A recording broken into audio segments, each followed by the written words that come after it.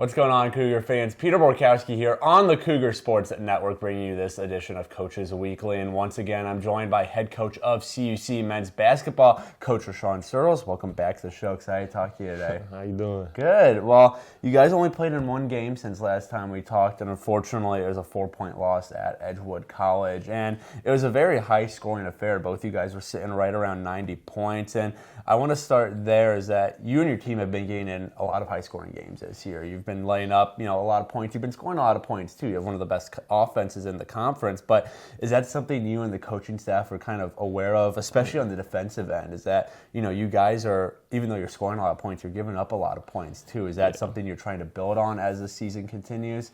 Yeah, right now we got a nice little stretch before we play again. So we got about a week, and we take this as a time to make some adjustments. We've seen that, we're allowing teams to be way too comfortable defensively. And we do want to get up in pressure, but how we're going about that hasn't necessarily been correct. And so that's on me and the coaching staff, and we're actually going to make that adjustment, this very next game. And if it works, we're going to stick with it. And if not, we got to go back to the drawing boards because scoring 89, 90 points, we should be winning these games. Right. And so, I think the team's been competitive. They've been battling. They've been fighting hard. But, we just got to figure out the different schemes, especially defensively, and we're 110% aware of it. Right, so. Definitely. Well, like I said, on the flip side of that, you guys are scoring a ton of points too. You're up towards the top of the conference rankings and points per game. So what's really been the key to that? What is working about this offense that is putting up, like you said, 80-plus, 90-plus points a game? Just what is the key to that success so far? I think a big piece of it is just the players, the talent that we have. And I think guys are getting more confident as the season goes on, more comfortable,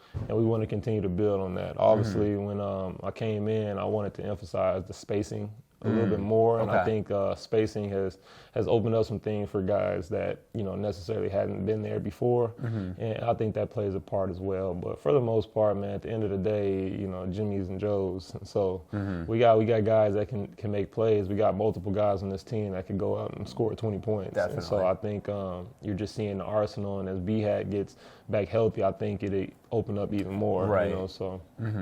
Well, you guys had a couple key performers in that Edgewood game, and Justin Greenlee was 1 point away from a 30-piece. He set a career high with 29. But the guy I want to focus on today is Emmanuel Wilson, had 16 points. And he's one of those players that he doesn't do one thing, explicitly better than everything else. He's not a three-point sharpshooter. He's not a cutter, but he just does everything so well. He can shoot. He can drive. He can pass. And I know that's something you really love to see out of your players. It's just that all-around, being an all-around player, and I think Emmanuel Wilson really exemplifies that for you guys. No, absolutely. I think E-Man is one of the most important players on this team. For better or for worse, I think when he's going, we're just that much better. And, on a game-to-game basis, I think that he can provide things offensively and defensively that some guys on the team that can't. And there's guys in the conference that can't.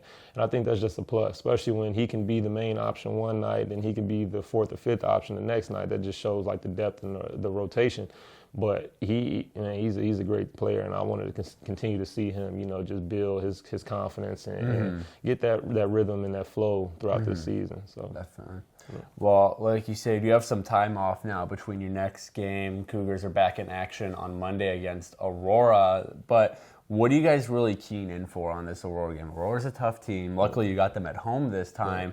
But, you're on a 2-game skid here a little bit against conference opponents. So what needs to happen between now and next Monday to be able to take on Aurora successfully and hopefully get back on track? Yeah, I think we just got to fix the defensive issue. We got to guard. We got to be able to guard, and I think we got to have a better scheme defensively.